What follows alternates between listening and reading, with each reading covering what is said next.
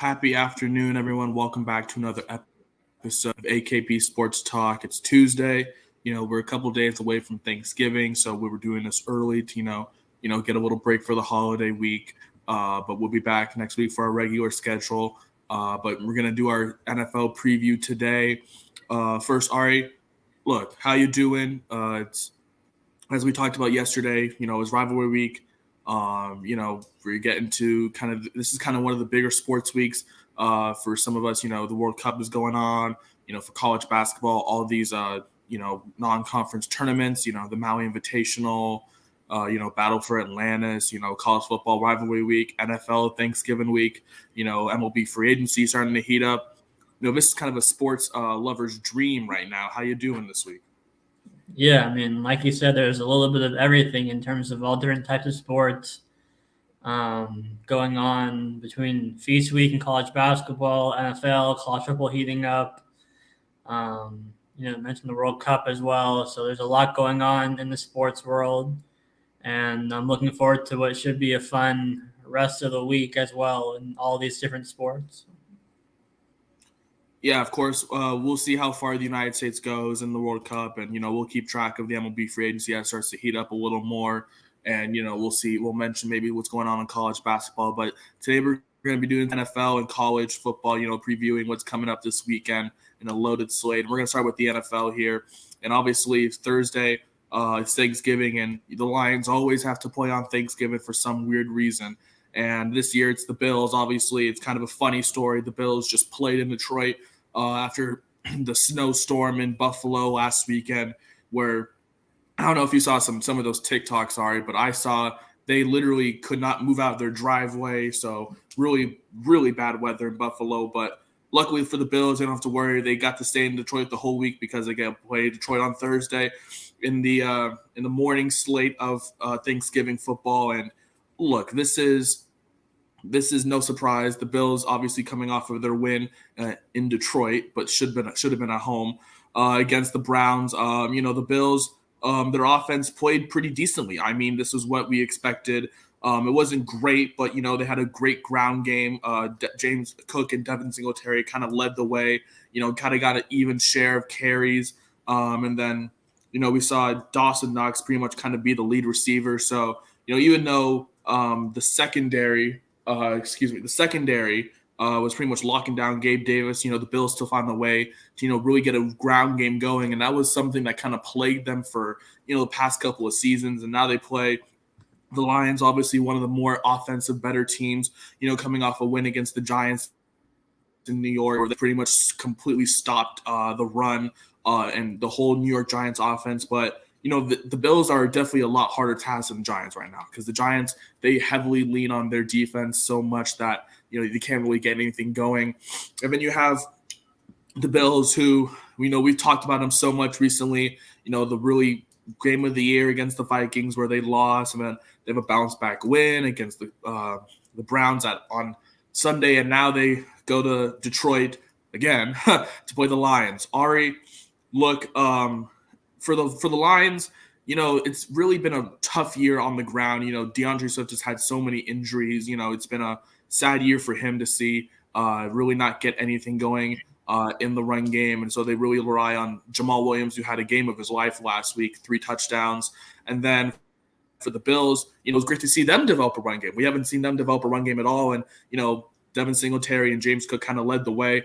What do you expect in this game? Obviously, the Lions, one of the more bad defenses, but as of late, they've been playing really well on their 3-game winning streak. And then for the Bills, obviously, do they lean on the run more, or is it going to be a big day for Stephon Diggs against that secondary? Yeah, I think we're going to see another kind of week of a mix of run and pass for the Bills against the Lions on Thursday. I think the Lions, are going to want to establish the run game. It's going to be, a bit tougher against Buffalo, but I mean, Swift has been off the injury report, so he's been, quote unquote healthy. They just kind of been limiting his work. I guess just because they have nothing to play for and they want to keep him healthy for the future is what my guess would be for that reason. But the Bills, I think last I saw were like a 10.5 point favorite. And I think that they're that big of a favorite for a reason. They should roll pretty easily in this game against Detroit. think it's going to be another big game for Josh Allen. He didn't have his kind of usual huge game against the Browns last week, so I think he kind of bounces back in that regard and has a huge game against the Lions. Yeah, I agree with you there. I think that the Lions will definitely try to score as much as they can. Obviously, with one of the more better scoring offenses this year, but their defense has kind of been something that's been in question. And you can only contain Josh Allen for so long until Josh Allen is going to be doing Josh Allen things. And the Bills are such a high favorite for a reason. I feel like the Bills will, even though it's going to be, another game in Detroit for them. I feel like those Bill fans are definitely going to be staying in Detroit for Thanksgiving. Make it hard for Detroit to really get anything going. Detroit always loses on Thanksgiving in the primetime slot, so what makes me think they're going to win this year? I have the Bills, but I expect maybe a little bit of a closer game. I would definitely take the Lions plus. I think it's right now 9.5. So I would definitely take Lions plus 9.5 on Thursday in the first game of 3 in the Thanksgiving slate. Now in the afternoon slate, the Odell Beckham Jr. Bowl, as I like to call it, the Giants and Cowboys. Look, this is a good old NFC East rivalry. We've seen these two teams face off many times. Giants obviously coming off their bad loss at home. They didn't really get anything going offensively, as I just said, against the Lions. It really took them a long time for Daniel Jones to pretty much get anything developing.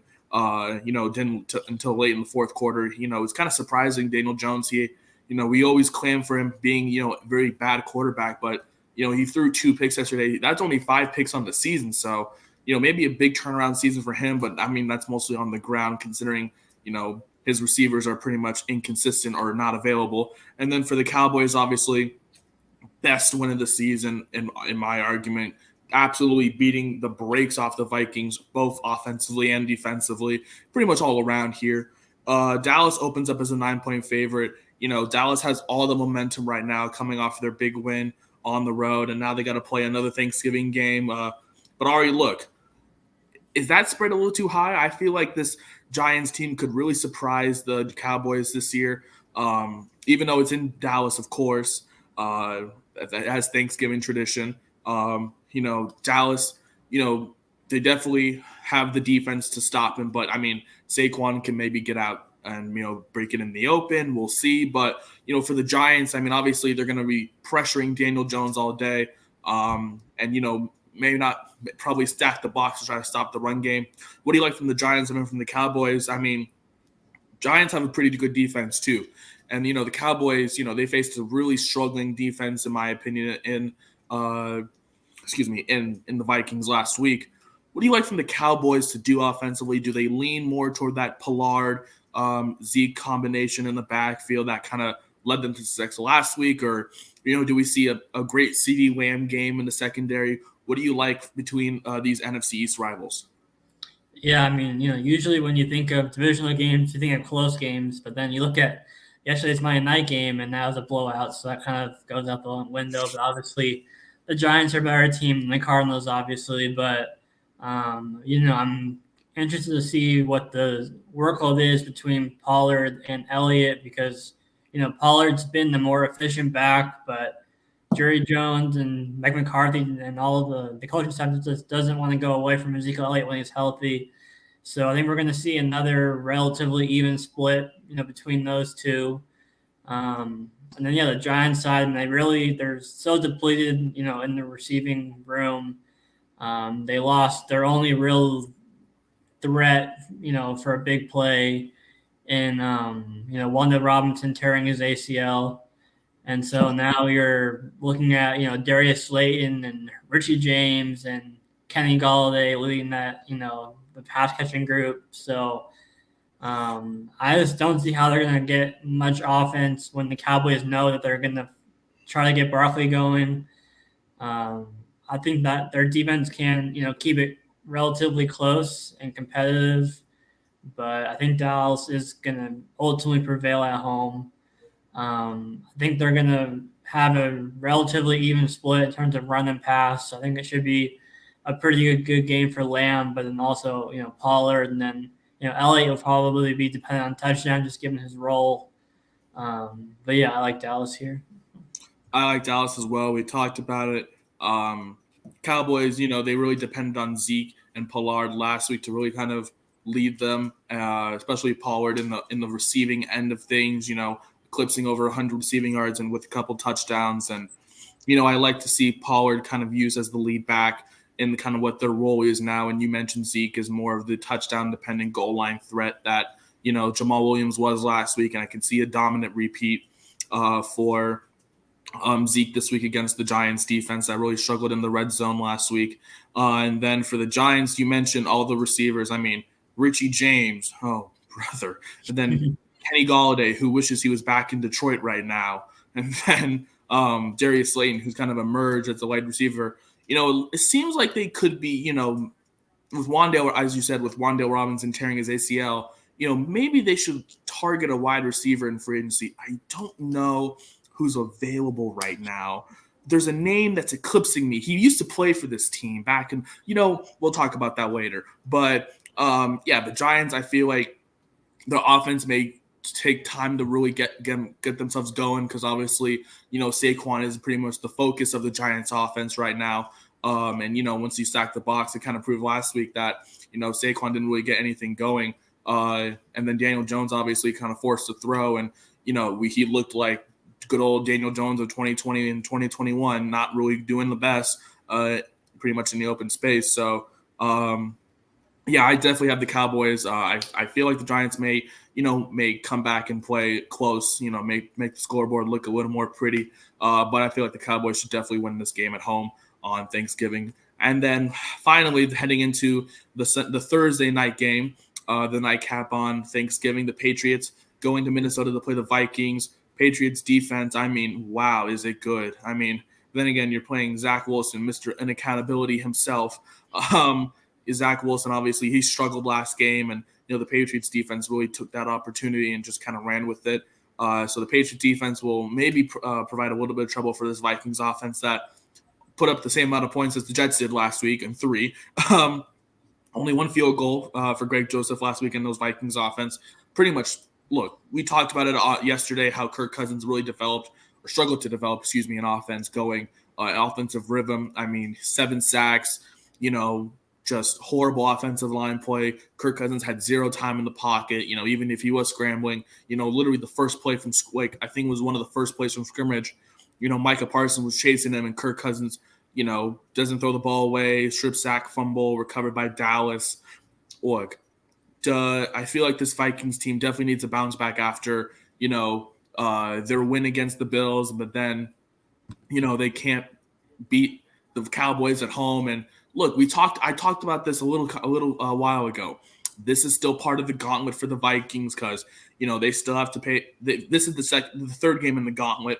They obviously beat the Bills on the road, but then they really struggled against the Cowboys at home. And now you have a Patriots team that defensively, has all the momentum. Offensively, they really rely on Ramondre Stevenson and Damian Harris to really get them going. We'll see how Mac Jones really does against that secondary that, really struggled to maintain those running backs last week in Pollard and Tony Pollard and Ezekiel Elliott. Ari, look, the Patriots, they have a dominant run game, and the run game got exposed last week for the Vikings. So do you see them kind of having a similar approach to this game on Thursday? And then for the Vikings, look, you only can go up from that loss when you get beat down at home 40-3. There's only one way you go, and that's up. Do you see any improvements for the Vikings offensively? Yeah, I mean, I think, if the Patriots are to win this game, it is to follow the same kind of blueprint that, obviously Dallas did last week in terms of establishing the run game and pressuring Kirk Cousins. And, they're definitely capable of doing that. My concern is still just them putting up enough points on the board because they're not going to, I don't see them putting up 40 points like Dallas did. And I think, obviously they have a great defense like Dallas had last week against the Vikings, but then you have the Kirk Cousins who doesn't show up in prime time sometimes, and you have that narrative. I'm still leaning towards the Vikings at home here, but I am looking forward to seeing kind of the matchup on both sides. I definitely get the argument for the Patriots, just given how they are kind of similar to Dallas in terms of, establishing the run game and the defense that can get pressure. I'm leaning towards a bounce back for Minnesota in a kind of like a tight win against the Patriots. But yeah, I'm looking forward to this game on Thursday night. Yeah, I'm definitely looking forward to it too. You mentioned for the Patriots, kind of have to be somewhat of a similar operation from last week to this week because even against a good Jets defense, the Patriots offense still really struggled to get anything really going, like especially moving down the field and finish scoring in the red zone. Off of especially last week, Mac Jones played decent but not great, and then the run game was great, but couldn't really finish when it mattered, and all of that stuff. So I expect a big bounce back. As you said, I'm excited for this game as well because this is a big test for Kirk Cousins, as you mentioned. The narrative that he can't perform in prime time, and now you get the prime time slot on Thanksgiving Thursday night. And it's here we go again. Kirk Cousins. I don't think he has one, and he has one of the worst losing records in prime time as a quarterback, and we'll see how that goes. But I do expect somewhat of a bounce back. I personally don't really have a favorite in this game in terms of who I'm picking. I want to pick the Vikings, but I can't trust Kirk Cousins to throw a ball in prime time. So that's why I want to pick the Patriots and the momentum, coming off of that last second win against the Jets. But that's definitely going to be one of my favorite games to watch Sunday on Thanksgiving. And then heading into Sunday morning, we're back on Sundays usually now, and the Bucks are going up to Cleveland to play the Browns. The Bucks obviously coming off of their bye. Last time we saw them was the Germany game where they definitely had a much needed win to pretty much save their season. They still controlled the division at 5-5. Yes, that's how the NFC South is going this year. The Bucks right now, they have been struggling offensively. It was really hard for them to really get anything going with the inconsistency at the line. Just a bunch of movement up front. Has kind of led to Brady being pressured a lot more. But here we go. I mean, since the divorce, Brady is 2-0, so maybe that divorce was better for his career, honestly. But when they're playing the Browns team, who right now is kind of just waiting for Deshaun Watson to come back. He's 1 week away. The Browns obviously not the greatest record right now. 3-7. Maybe just looking forward to Deshaun Watson coming back, and then next season. Nick Chubb really didn't really have that much on the ground last week, so I expect a bounce back for him potentially. But they're playing the number one rush defense, so that can also be an issue.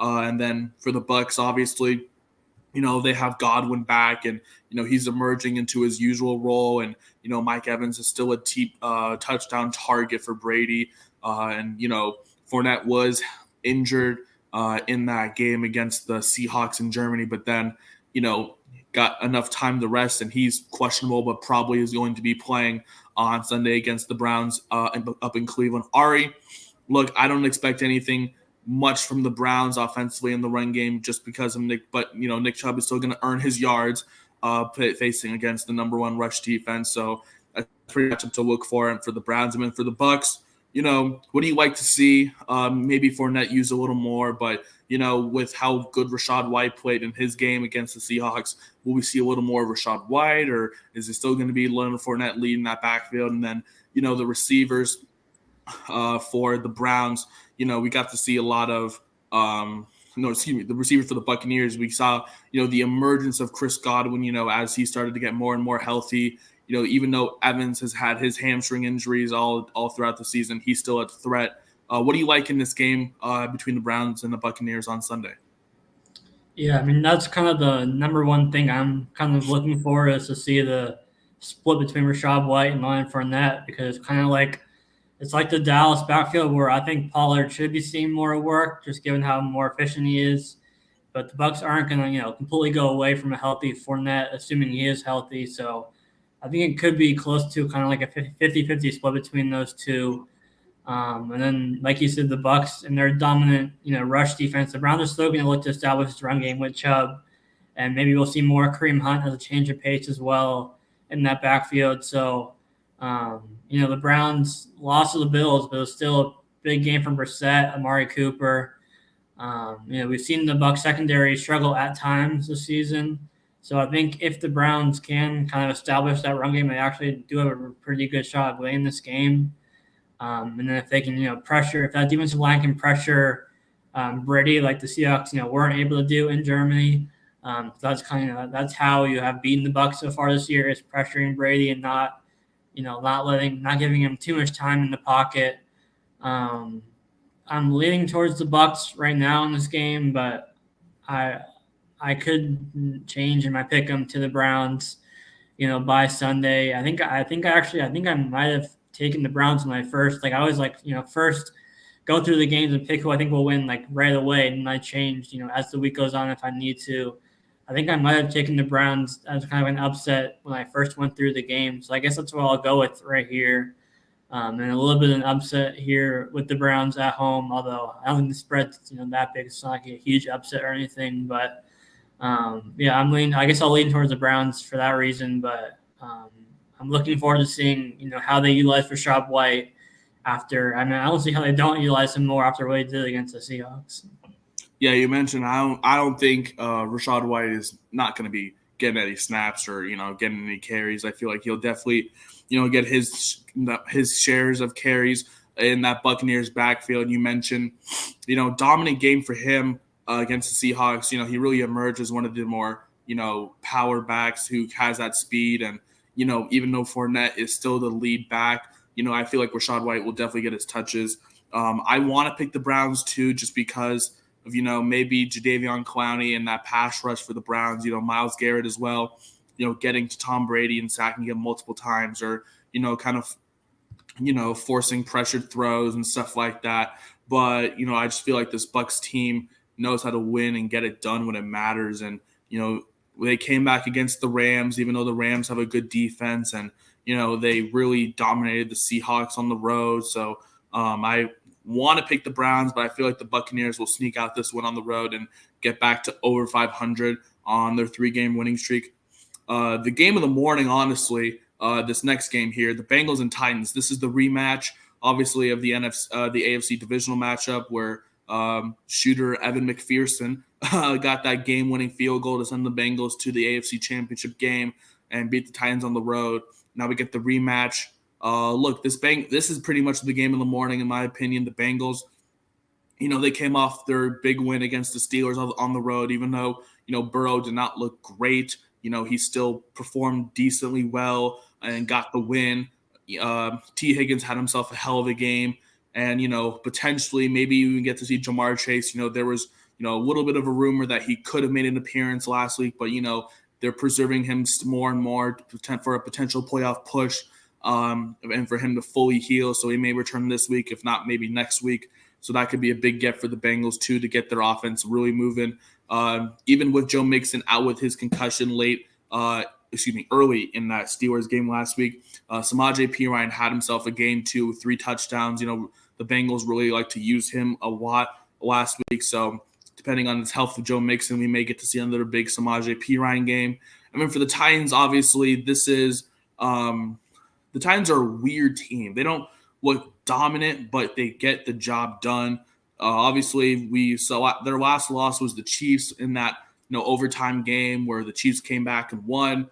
They beat the Packers on the road after the Packers just beat the Cowboys, excuse me. But the Titans, they get it done. I mean, Derrick Henry on the ground obviously is pretty much the reason they're still in the game. Traylon Burks had himself a game last week, pretty much the best game he's had all season. 7 receptions for 111 yards. Tannehill, really was trying to find himself throwing the ball a lot more better and more consistently. And the defense is still not, 100% for certain, going to stop, this going to stop the Bengals. But, we'll see how they do against, a really good passing attack offensively. And then depending on how the status of Joe Mixon and maybe a dominant run game. All right, look, here we know the plan attack for Tennessee offensively. It's going to be feed Derrick Henry as much as they can. Obviously, he got, I think, almost like 29 or 30 carries last game against the Packers. And, it's going to keep continuing for this Titans team. And, just feeding Derrick Henry as much as they can. He already has 1,000 yards in a season with 230 carries, which is kind of ridiculous to me, but that's just how Derrick Henry operates. And then for the Bengals, look, they definitely have the talent. It's there. They're one of the teams that has sneaky good talent, potentially a repeat of what they did last year with the AFC Championship appearance. But they got to go to Tennessee, and Tennessee is hot right now. They've won their last 2 games by considerable margins. What do you expect in this rematch of the AFC divisional matchup last year between the Bengals and Titans in Tennessee? Yeah, it should be a good rematch, like you said. If I remember correctly, the Bengals did a really good job of limiting Derrick Henry last year in that playoff matchup, and that's a big reason why they were able to win that game. And obviously, you can't really completely shut down Derrick Henry, but you can kind of limit him from the big plays. Is all you can kind of really ask for. And then the Titans defense, they give up a lot of yards, but they kind of limit points, like we saw with the Chiefs overtime game where the Chiefs only had 17 points in regulation, but Mahomes had like 400 plus passing yards. So I think we're going to see, a big game from Joe Burrow and, T. Higgins. And like you said, Chase could be back probably more likely next week, but he could be back this week. We'll see the stats of Joe Mixon, but P. Ryan has shown to be capable enough, even if Mixon is out, on the ground. And then, so the Titans really have to do their best to kind of bend and don't break, where they give up a lot of yards, but they kind of force the Bengals to a lot of field goals. And then they're going to need a big Derrick Henry game. And we saw Treylon Burks have a huge game last week, so they're going to need someone to step up in that receiving room, whether it be Burks or Robert Woods, for their receivers. But, I think the Bengals offense, will be a little bit too much like we saw in the playoff game last year. It was a really slow start for the Bengals offense, but they really, really turned the corner over the past month, maybe month and a half or so. And then I think that continues here, even though they're on the road. It will be a tough place to play in Nashville, in Tennessee. But I like the Bengals to prevail in what should be a pretty good game. Yeah, I definitely feel like this game is going to be really good to watch. You mentioned last year on how the Bengals really were neutralizing Derrick Henry as much as they could last year. That's why they pretty much won that game, forcing Ryan Tannehill to make some throws and make some throws that he couldn't really make. But this game, I feel like should definitely be a different story. I feel like the Bengals, obviously, now that they have, they could have Jamar Chase, but I feel like he may be pushed back to next week. We'll see how they really kind of keep that momentum from, not establishing a dominant run game on the ground against pretty much one of the best pound-for-pound running backs in football in Derrick Henry. And then you look at the Bengals offense, and you mentioned how the Titans don't give up points, but they give up yards, kind of that bend, don't break mentality. So I expect a big game for Joe Burrow passing, and then as well as T. Higgins, maybe even Tyler Boyd, we'll see. But, I definitely think the Bengals may scratch by once again and get the win in Tennessee in what should be one of the best games of the Sunday slate, in my opinion. But I definitely think that, Tennessee could, surprise and, maybe steal one against a good Bengals team that, even though they're missing their best receiver, could still put up a good game just on the ground or in the air. And then heading into what should be a very, very one-sided game in Miami. Dolphins coming off their bye. Look, they're one of the most dominant teams offensively. We've seen just how good Tyreek Hill and Jalen Waddle can be, and they just pretty much outduel each other week to week. And the way they play football is amazing. Waddle is kind of, I feel like they have 2 wide receiver ones on that team, and Tua, he's been throwing the ball great. He has over 300 yards in his last 3 games, and now they're playing, even though the Texans obviously have a good pass defense, their run defense is not good at all. And, maybe Raheem Mostert, Jeff Wilson, those running back core in Miami have a big game on the ground. Ari, look, the Texans suck. Let's just be real. They cannot have any offense. They don't have an offense, and this is going to be all Miami. But what do you like from Miami offensively? Do you expect them to really throw the ball that much against a secondary that is somewhat competent, or do you expect a lot more on the ground considering they have one of the worst rush defenses in national football? Yeah, I mean, like you said, the Texans' passing defense is at least a little bit better than the run defense. So I think we'll see a lot of Jeff Wilson and Raheem Mostert on the ground. But Tua's still gonna get his attempts into Tyreek and Waddle. On the Texan side, last week we saw the Commanders shut down Dameon Pierce, and when they don't get Pierce going, they really have no one on offense. Brandon Cooks had his first somewhat decent game of the year last week, but this game is probably going to be pretty ugly early, and it's going to be ugly late. This could be a 20 to 30 point win for the Dolphins potentially if they don't kind of take their foot off the brakes, in terms of their offense. But yeah, this should be the Dolphins all day, and you should start all the Dolphins players in fantasy with confidence against the Texans defense. Yeah, this is you mentioned it. This is going to be one of the best offensive games for the Dolphins all season. Even with the Commanders shutting down Dameon Pierce last week, I feel like the Dolphins can continue that this week against Dameon Pierce. I feel like this is going to be one of the best offensive games for Miami this year, even against teams that they've beat in close matchups earlier on this season. And definitely I would say start Raheem Mostert, start Tyreek Hill, Tua, all the Dolphins offensive players, because they're going to be having a field day. They may take them out in the third quarter, who knows, because of how dominant they will be. So all Miami, I think Miami's like a 14, 13 point favorite. They're that high of a reason because they're one of the best offenses in football. Well, let's just move on here. We're going to get into our next game here, the Bears and the Jets. Obviously, both of these teams may be dealing with some quarterback issues. We talked about it last week, and we talked about it yesterday, how the Jets may need a quarterback change, and Robert Saleh kind of, maybe listened to our podcast yesterday because now he's talking about a potential change at the quarterback position after the Zach Wilson press conference that kind of rubbed a lot of players the wrong way. Even the coaching staff, they're still not certain on whether or not he is a starter in the NFL right now. Maybe an opportunity for like Joe Flacco or Trevor Siemian, I believe. He's still on the Jets, so one of those two could potentially be. Yeah, Siemian's on the Bears. Oh, well, that's right. Mike White and Joe Flacco. Oh, yeah, Mike White. That's right. Excuse me. But it could be a Joe Flacco appearance on Sunday. And then for the Bears, obviously, Justin Fields did get injured, so Trevor Siemian, there he is. Maybe he can get the start against the Jets. We'll see how Justin Fields is. He is still day-to-day, so, no full determination on whether his status is going to be certain or not. Probably going to be later in the week. But, on paper right now, you would have the Jets pretty much winning this game. But the Bears' offense has been one of the best offenses that we've been seeing. And that's been one of their big struggles. They were really struggling to really develop an offense.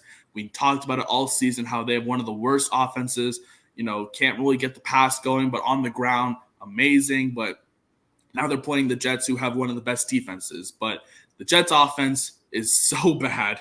And then you put them up against the Bears defense that struggles as well. So, I mean, the matchup of the day is going to be how this Bears offense is going to get anything going against the Jets defense right now.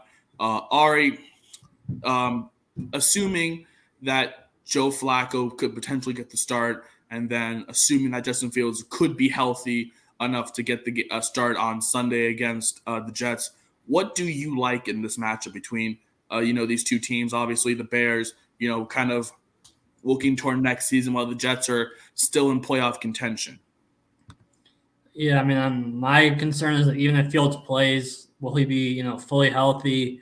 I believe it was his non-throwing shoulder that he did injure, so that it's a little bit better than, injuring his throwing shoulder, obviously. But, I mean, he did seem to be in noticeable pain after the game, and, he is reportedly day-to-day, so we'll have to kind of monitor his status, on a day-to-day basis this week. But I mean, Jets defense has been one of the best in the league. between their pass rush, their run defense, and the secondary with Sauce Gardner and DJ Reed, locking up on the outside in the secondary.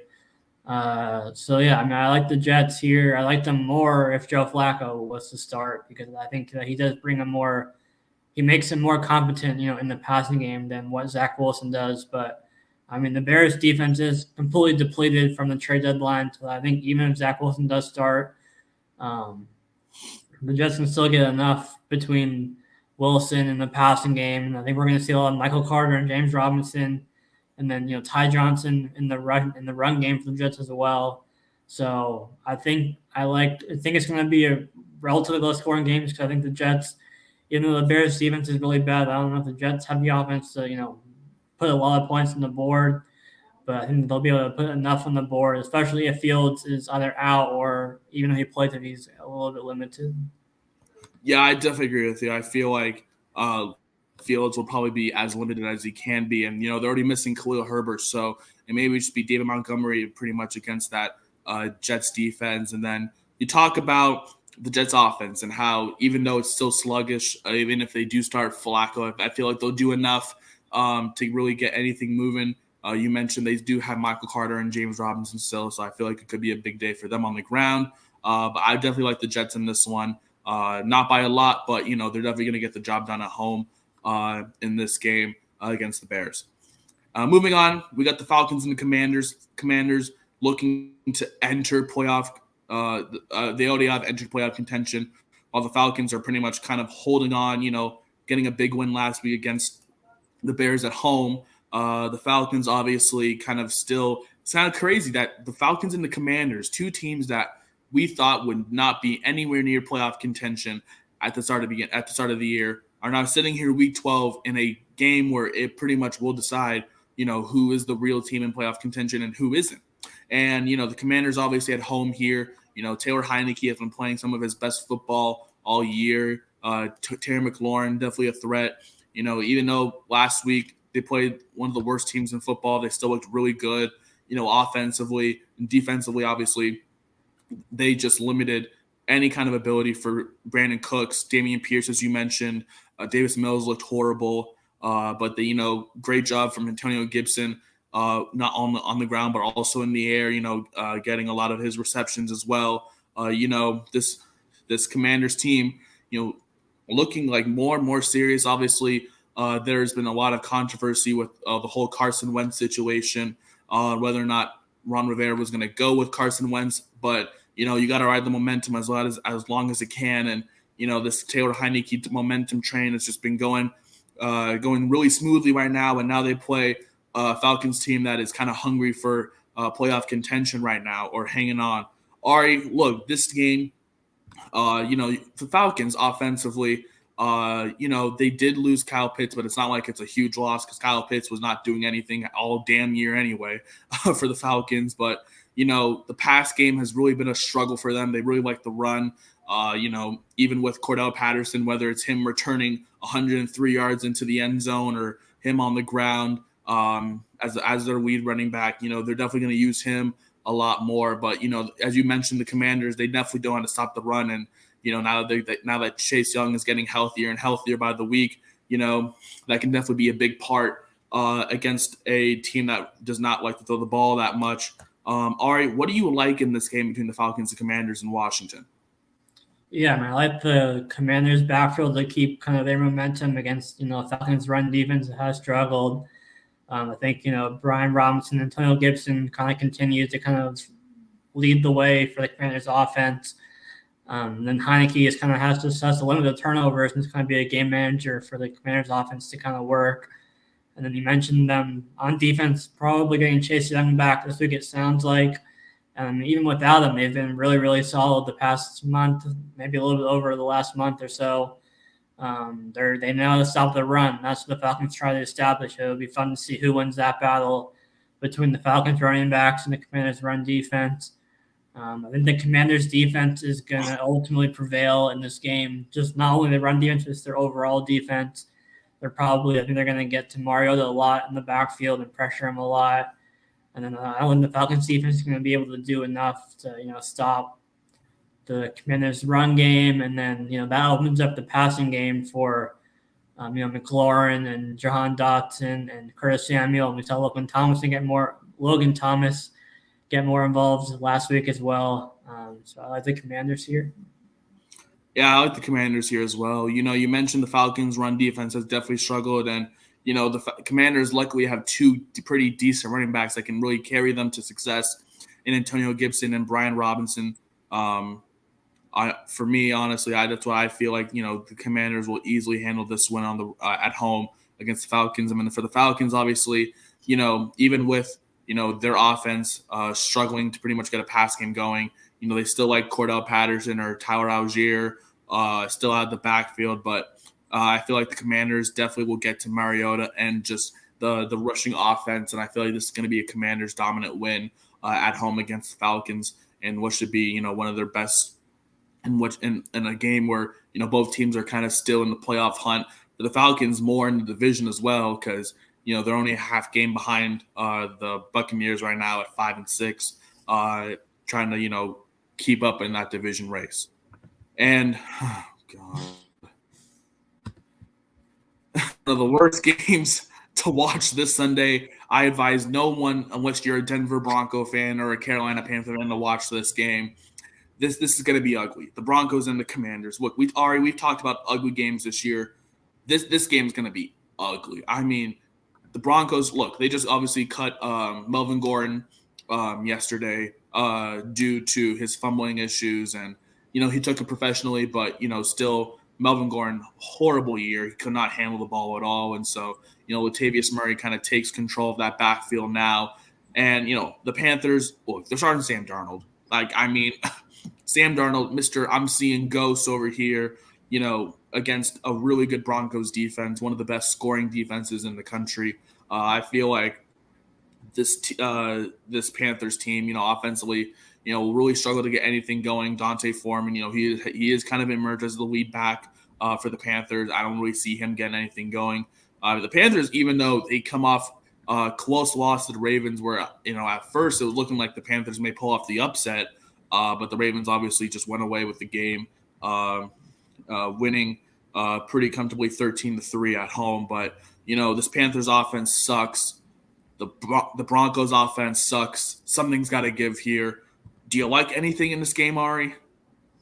Yeah, no, not really. I mean, both defenses, especially the Broncos, obviously, Broncos have been really good defensively this year. Panthers have been good at times, not so good at times, but the Broncos offense seems to make any defense look good this year. I mean, even the Raiders last week. So this over-under, I was telling you earlier, is 35, which is like the lowest I've ever seen. Normally the lowest over in a week is like between 39 and 40. And so for this to be 35 is obviously telling about how much Vegas respects these offenses, or, lack of respect, I should say, in this regard. So I'm leaning towards Carolina here at home slightly, but this is pick whoever you think. Yeah, I don't even. There's nothing else to say about this game. Yeah, this is going to be ugly. Maybe the Broncos do something, but once you really count on the Broncos to do something, Mr. Unlimited decides to mess it up. So it's going to be bad. I don't want to pick anyone. I just know it's going to be ugly. Let's move on here. Let's move on to some good football. The Ravens and Jaguars. But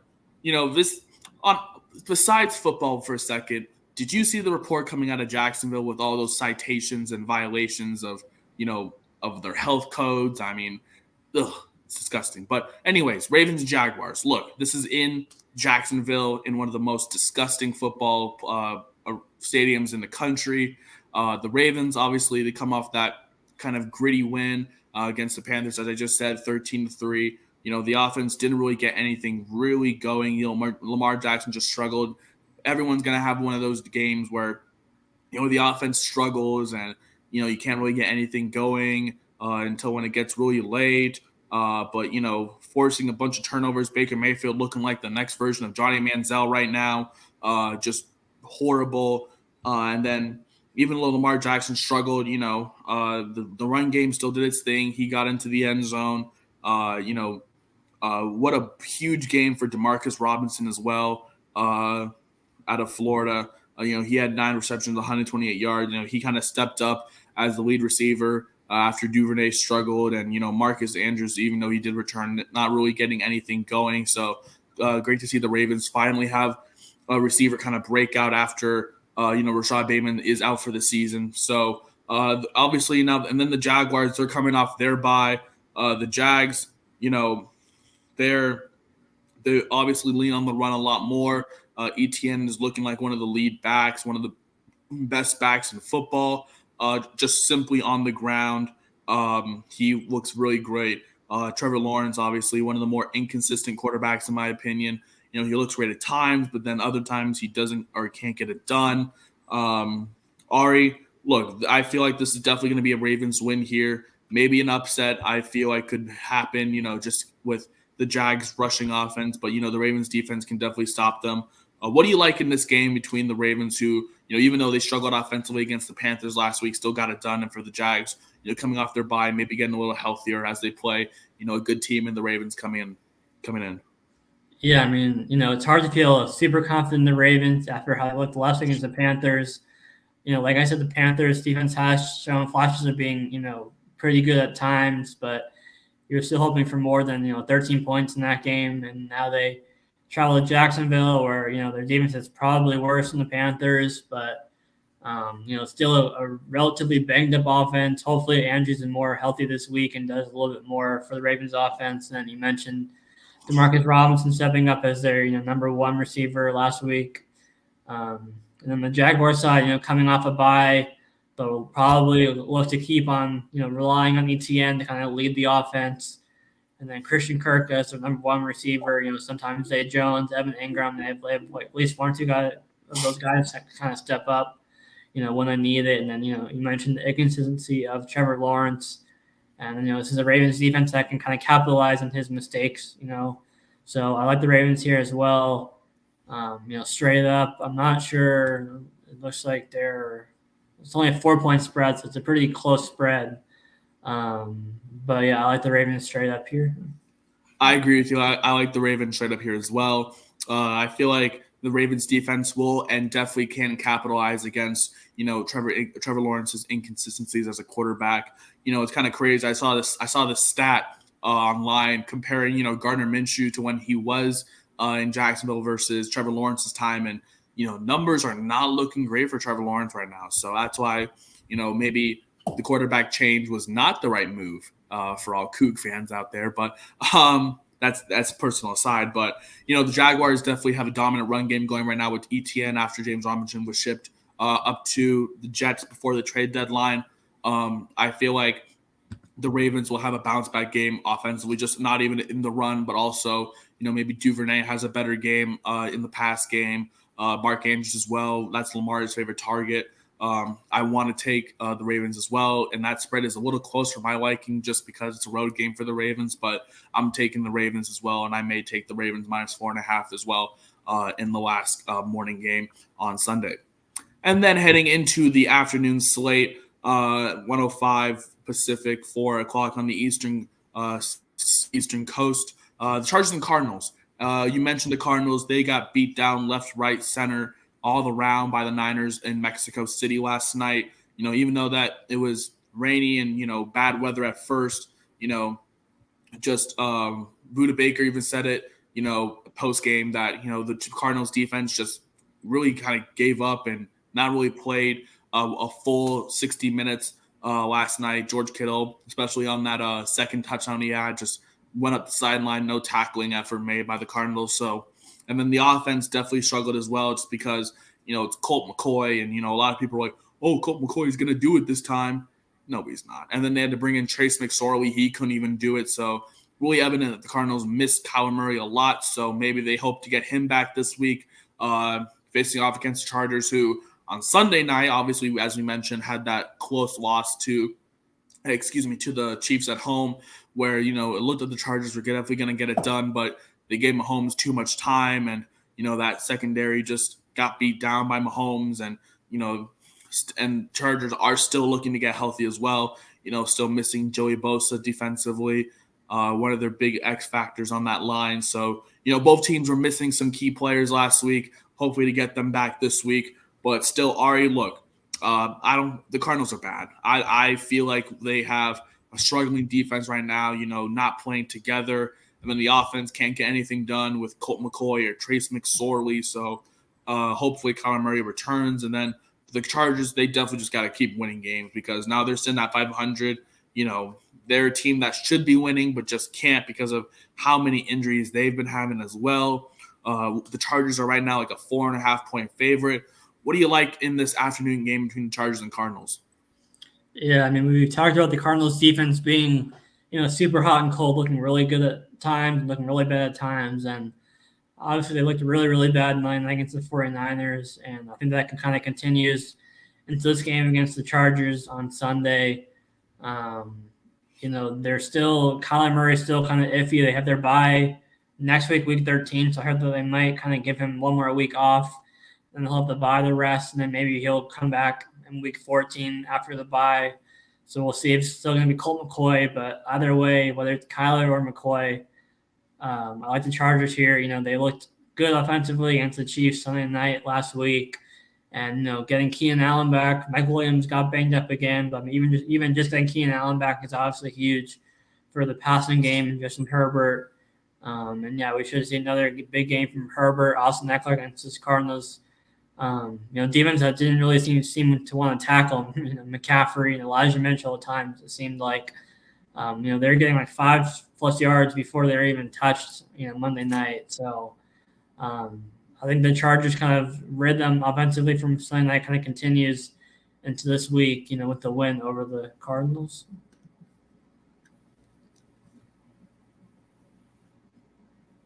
Yeah, I definitely agree with you. I feel like this is definitely going to be the Chargers bounce back game. You mentioned the Chargers, got a little bit banged up in that game last week, with Mike Williams being out for the remainder of the game, but there's still rumors that he's still probably going to be playing on Sunday. So definitely a big get back for them.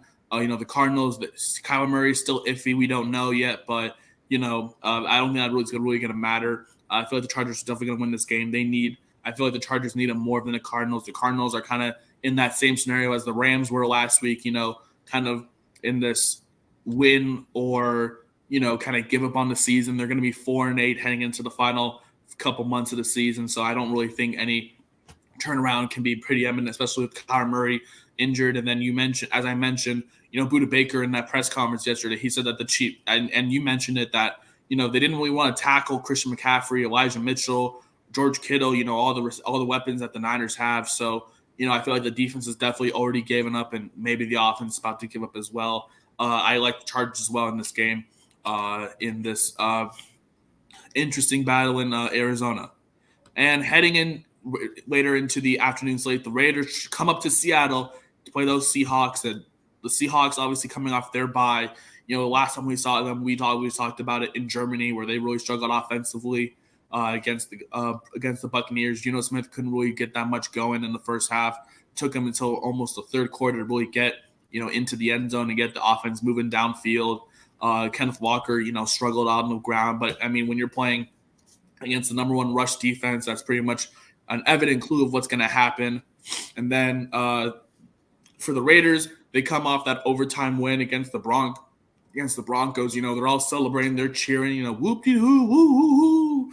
Devontae Adams is calling out Pat Surtain, saying he's not there yet. So, definitely be interesting matchup to see how Tariq Woolen does, considering DeAndre Hopkins did not do anything against Tariq Woolen when we last saw, a good matchup like that. And now the Raiders obviously coming in with momentum, play the Seahawks. Look, for the Raiders, obviously, Josh Jacobs is definitely going to be an X factor. They definitely used him so much on the ground this year. And the last time we saw the Seahawks run defense, Rachaad White pretty much ran through their defense, putting up big numbers on the ground. And then for the Seahawks, I feel like a bounce back game offensively is going to be imminent. The Raiders defense has struggled all year. When you play against Russell Wilson, you look like the best defense in football right now. So, but still really struggle to get Seahawks really struggle to get anything going. And now they play the Raiders, so I feel like we'll definitely have a bounce back game.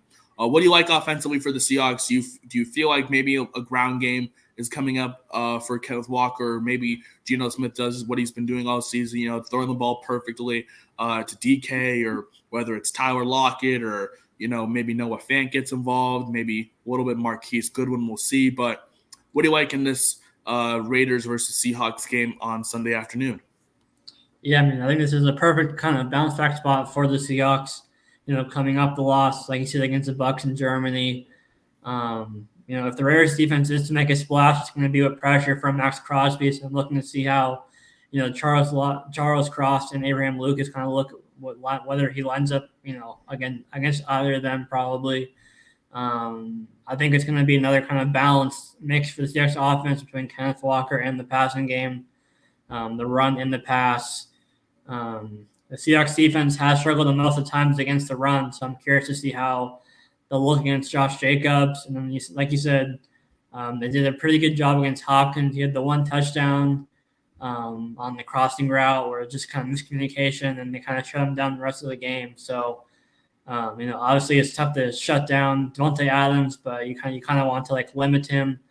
And so I'll be curious to see if they have Tariq Woolen shadow him, or if they kind of do a more of a double him wherever he is type of game plan.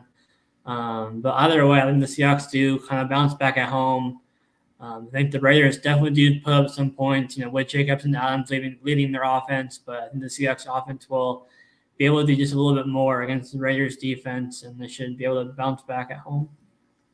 Yeah, I definitely agree. I feel like Seattle is definitely going to bounce back, and this is the game to bounce back at home with. So, I definitely agree with you. I feel like the Seahawks offensively bounce back against a Raiders defense that has struggled at times. But, I'm really intrigued to see how the Seahawks defense plays Devontae Adams, whether it's, singling out Tariq Woolen, or, maybe getting some help down in the back with maybe Quandre Diggs, something like that. But I feel like the Seahawks definitely will just outscore the Raiders in this game, and I feel like the Seattle Seahawks will definitely get the bounce back win and improve to 7-4 on their chase for the playoffs, which is crazy to say for us Seahawks fans right now. Heading into the remainder of the afternoon slate, God, this game is going to be ugly. The Rams and Chiefs. Look, oh boy.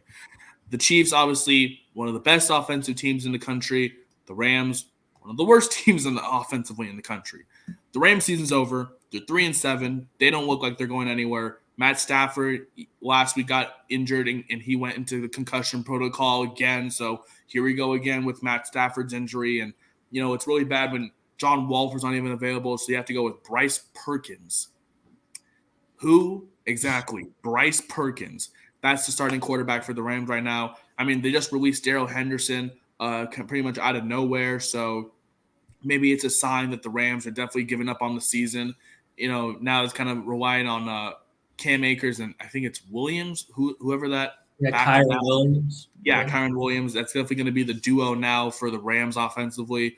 I feel like this Rams team is definitely just not going anywhere. Their defense has carried them so far, and now it's kind of just halted because of the fact that the offense has pretty much stalled out. Cooper Kupp has obviously been out, and he will be out for a longer amount of time now. I believe it's 6 to 8 weeks, so that could be, the remainder of the season. So that's a really telltale of, the Rams season this year. The Chiefs, obviously, they come off that win against the Chargers at home, where, Patrick Mahomes did what Patrick Mahomes is going to do, come back with 1:47 seconds left. Obviously, the matchup that is going to be intriguing is how the Chiefs' offensive line handles Aaron Donald, who's still going to get pressure in Mahomes' face. It's kind of crazy that this is, the rematch of that famous game years ago in L.A. where the Rams and Chiefs battled it out with that high-scoring game, pretty much a game of the decade candidate. But now it's definitely not going to be. It's definitely going to be one-sided. Ari, what do you like in this? Is it going to be Chiefs domination? Chiefs right now are already 14.5-point favorites. Or do you even think the Rams may even cover that? We'll see. Yeah, I don't think so. I think, without Kupp and potentially now without Stafford, Bryce Perkins throwing to Allen Robinson and Van Jefferson and Skowronek, Higbee is, we've seen the Chiefs defense be, at least average at times. And I think it's it's easy to be at least average against this Rams offense. That's just given the current state that they're in, with a banged up whole offensive line. Also missing Cooper Kupp. Yeah, and the Chiefs are going to pretty much dominate. I mean, we've seen the Rams just kind of defense get worn out just because their offense can't stay on the field. I mean, it's going to kind of continue in this game, and Mahomes is going to take advantage of that, as he does against pretty much every defense he faces. So, the Chiefs should roll pretty easily. Yeah, Chiefs are going to roll in this game. The Rams have no offense, and defense will only carry them so far. And I feel like that kind of carry has kind of gone its course, and the Rams just can't really get anything going against Chiefs offense that is pretty much very electric, not only in the run but also in the pass. So I feel like the Chiefs will easily beat them in this game on Sunday. Heading into the final afternoon game here, the Saints traveling to the San Francisco Bay Area to play the 49ers. I really, really want the Saints to upset. I know you're having a moral conflict as a Seahawks fan, but as one of the few people who had Bills and Niners in the Super Bowl, I know you're having a moral conflict over there. Me personally, I would not, because I hate the 49ers. I hope they choke, except for George Kittle. Love that man, but as the Niners as a whole, I hate them. But I hate how good they are this year too, because offensively they're still one of the best teams. We saw it yesterday, last night. Jimmy Garoppolo throwing for 4 touchdowns. Kittle twice. We've seen his emergence as a pocket passer pretty much go up, and it's pretty much just continuing like that. I mean, you look at the Saints defense right now, and they definitely can get exposed on the deep ball or just downfield. Whether we saw that Matt Stafford to Tutu Atwell reception. I feel like there's going to be a lot of that. The Saints, we'll see how much they can stop the run as much as they can. McCaffrey pretty much uses a receiver right now, but still can get out of the backfield. We still have Elijah Mitchell, George Kittle, Deebo Samuel, you name it, all the weapons they have. Even Brandon Ayuk, we got to see some of him. I feel like the Niners are just too powerful for the Saints team that is still struggling to get out of that playoff disappearance. What do you like in this game between a struggling Saints offense and who knows where the hell Jameis Winston is, and then for the Niners, who look like one of the best teams in the NFC? Yeah, I mean, when the Niners offense is clicking, they're pretty close to being unstoppable when Garoppolo isn't turning the ball over, and they have everyone healthy, and that's what we saw Monday night at its finest against the Cardinals. I think the Saints defense do at least put up a better fight than the Cardinals did defensively against the 49ers offense, but the Niners pass rush should be all over Andy Dalton's grill in this game. And we've seen Kamara get shut down when defense can focus on him, and the Niners will be able to do that. Their secondary can be vulnerable at times when they can't get pressure quickly, but I think that's not going to be an issue for them in this particular game. So I think the Niners are going to roll pretty easily again here against the Saints. I agree with you. I feel like the Niners should easily roll. They have so many weapons, and I mean, you can only stop so many. You can only stop them so much, right? And the Niners, obviously coming off one of their best wins of the season down in Mexico City, the momentum is still going to be carrying on, unfortunately, with those Niner whiner fans that they got over there. I'm sorry. I hate San Francisco. It's personal, as Jaden Lamore would say. It's personal with me, and I just hate the Niners. But god damn, their offense is so good, and I feel like it's going to be too powerful for a Saints defense that struggles as well to give up the deep ball. So maybe Deebo Samuel over the top, maybe a good option for them, or George Kittle just dominating. And we saw this. Remember, we saw that 2019 or 2018 game where that was down in New Orleans, where George Kittle had that catch and just carried all the Saints players on his back. We may see that 2.0 this weekend. So I feel like the Saints are just going to be not getting anything offensively. Kamara will struggle to get a run game going, and the Niners just look like one of the best teams of football, and I feel like they'll just cruise on to the victory against the Saints at home. And then the Sunday night game, Packers, Aaron Rodgers and that Packers team going up to Lincoln Financial to play the Philadelphia Eagles, who as we mentioned, squeaked by the Colts last week. And if any game is on upset alert, I feel like this Eagles team is definitely on upset alert. I want to take the Packers in this game just because of how, the Eagles have struggled offensively in the past couple weeks, to really get anything going. Jalen Hurts has had so much pressure in his face. We talk about the loss of Dallas Goedert, and that's really been a big loss, a lot bigger than we imagined as like an option for Jalen Hurts if Brown and Devontae Smith can't really get open. I want to pick the Packers in this game just because, even though they struggled to get an offense going against the Titans, I feel like the Eagles, I feel like Aaron Rodgers kind of can just get something going. Maybe it's me being optimistic. Maybe it's that Aaron Rodgers magic, but I would feel like this Eagles team is on upset alert this week, and I feel like the Packers could easily win on the road here. But already, look, it's going to be a tough environment. Obviously, Philly fans are ruthless, and now they get the primetime slot against an Aaron Rodgers Packers team that has struggled offensively this year. But I feel like if they can get Aaron Jones some good carries on the ground, maybe, who knows? I feel like this Packers team can, pull off the upset. Do you see that happening, or what do you like from this Packers-Eagles game on Sunday night? Yeah, I'm actually completely with you. I have the Packers winning this game. We've talked about it. If the Eagles have, one big weakness is defending the run, and if the Packers can get Aaron Jones and AJ Dillon going early, that can kind of spell success for them. We've seen Aaron Rodgers really turn it around the past couple of weeks as a passer, and if they can get the run game going, open up that passing game, I think that they can do a lot for the Packers. Their defense is a little bit banged up, so that is probably my biggest worry for them. But yeah, I think Rodgers is going to get it done in this game. They're, I think, a 7-point underdog, so it's definitely a pretty big. It would be a pretty big upset in terms of betting odds wise and all of that. But yeah, the Eagles have looked vulnerable 2 straight weeks, and the Packers have kind of the offensive, I guess you could say, game plan to be able to do what teams have been able to do successfully against the Eagles the past couple of weeks. If the Colts just had a little bit more offense, they could have won that game on Sunday. And I think the Packers do have just that to be able to, pull off the win against Philly. Yeah, I definitely agree with you there. I feel like the Packers definitely can pull off the upset. They have a little more offense that the Colts don't, as you mentioned. The Packers pretty much have the game plan to really beat the Eagles.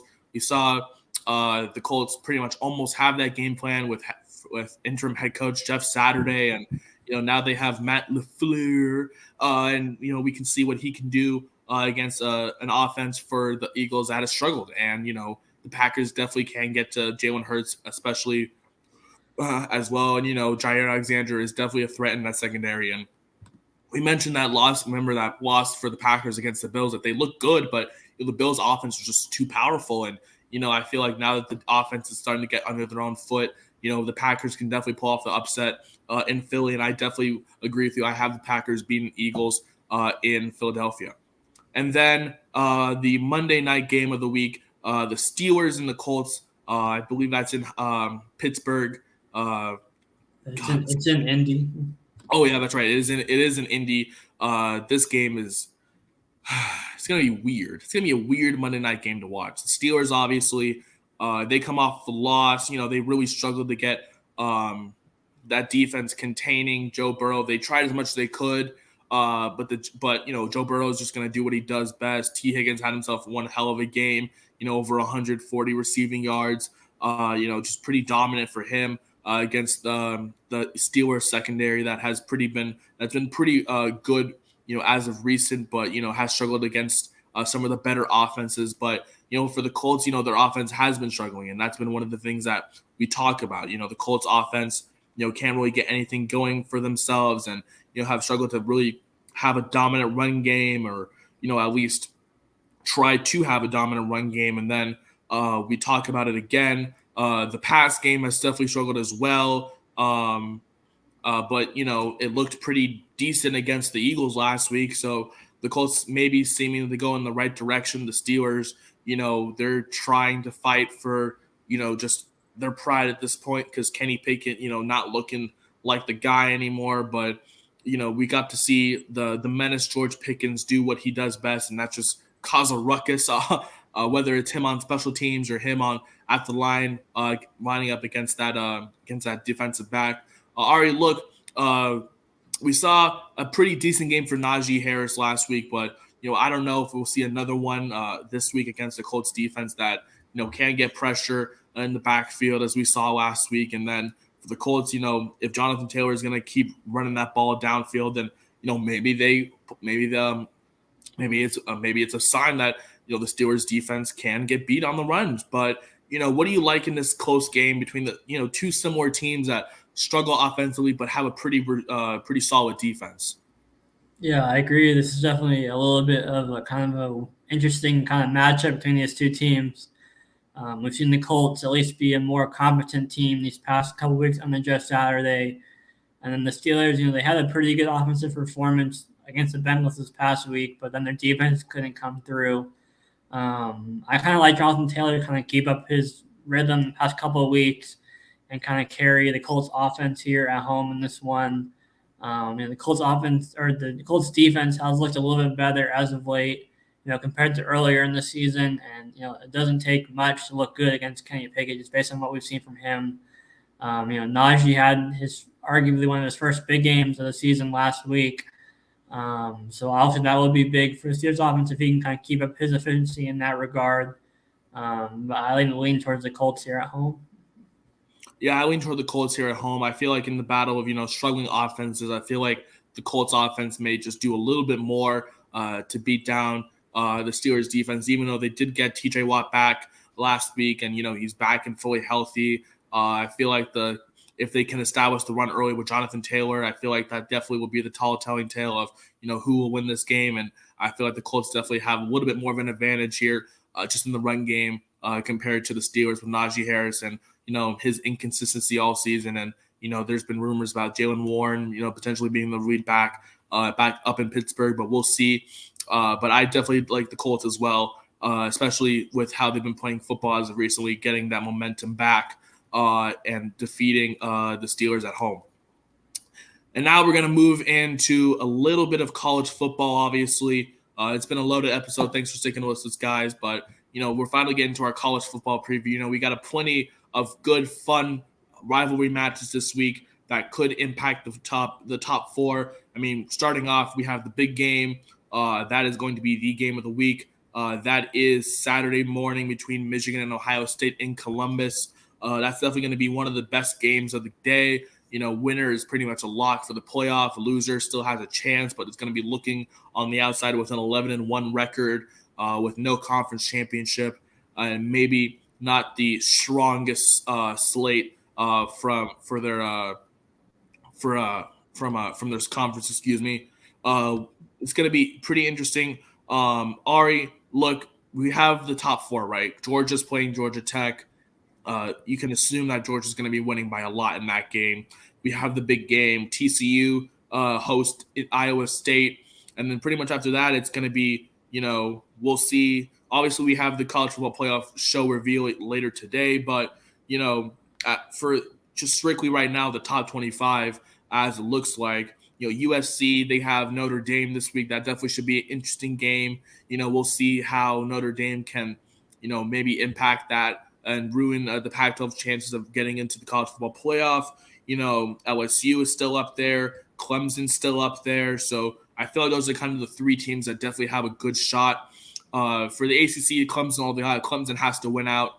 And then if they got to hope for some chaos up above. So you look at the top seven right now. And do you see any locks? And then I want to get your predictions for Ohio State, Michigan, and then also for USC versus Notre Dame that has some playoff implications as well.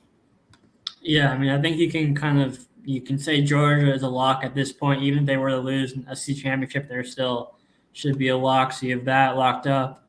And then you have the winner of the Michigan-Ohio State game is pretty much a lock, which, it should be interesting. We have Ohio State's a 7.5-point favorite, which, we've seen Jay Stroud kind of struggle a bit at times. The Ohio State defense is still kind of help them, win a lot of those games where he struggled in.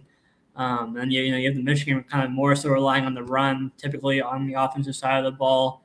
I think Ohio State's offense will be a bit too much in that one, but I'm not betting on that game. I don't have a confident enough lean to have a real set prediction, but I lean Ohio State. And this one, which I believe, it's Ohio State, so I lean their way. And then I talked about yesterday how I'm curious to see if the USC win of UCLA is enough to bump them ahead of LSU in the college football playoff rankings that we'll see tonight, like you said.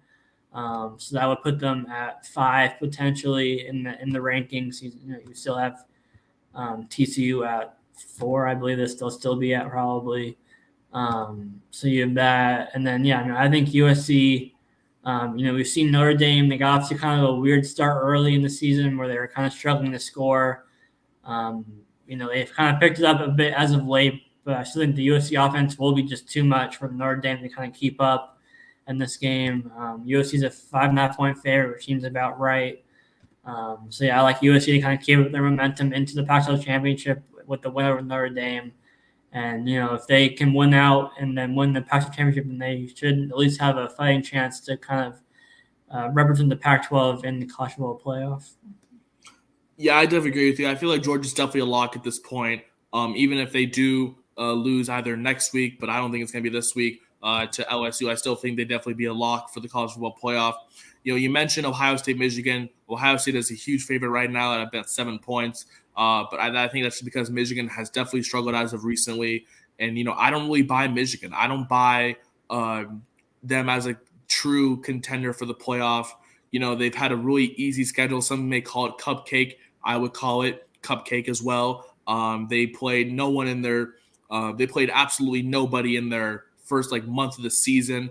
They played their non-conference slate consisted of, I believe, Colorado State, who's one of the worst teams in college football, Hawaii, and then UConn. That's going to prove anything. That's not proving anything at all. And then in this conference, in the Big Ten, they've really battled. They had that one dominant win against Penn State, which kind of, cemented themselves as a true favorite. They dominated Michigan State, but a Michigan State team that is not the same anymore. And, now they barely beat an Illinois team that was pretty much going to be one of the contenders out of the Big Ten West to face in the Big Ten championship game. So, and now they play the hardest team on the schedule, Ohio State. And you can argue the same thing for Ohio State, but I feel like this Ohio State team has definitely the potential to really get the good wins down. That Notre Dame win earlier was not the strongest win, but now it's proving to be very strong. And I feel like Ohio State will definitely get the win at home against Michigan. I want to pick Michigan just because Ohio State is so annoying. I hate them and their fan base, but Ohio State's just too good. And I feel like Michigan's a fraud. And then you mentioned USC. And USC, I feel like this is definitely the game for them. They definitely, I feel like, have to win out. They can't afford any more losses unless there'll be a 2-loss team heading into either the playoff or the championship game next week. I feel like they definitely have to take care of business against a good Notre Dame team that has pretty much found themselves after a rough start, as we both mentioned. But, I feel like this Notre Dame team can definitely, pull off the upset. So, and then you have Clemson, who I believe plays South Carolina, and then they welcome in the ACC championship UNC. I feel like Clemson just has to win out as well and hope for some chaos up above. So I feel like I feel like after this week, the playoff may remain the same, except Michigan or Ohio State may be moved out, maybe moving in USC, maybe Clemson, depending on how they do.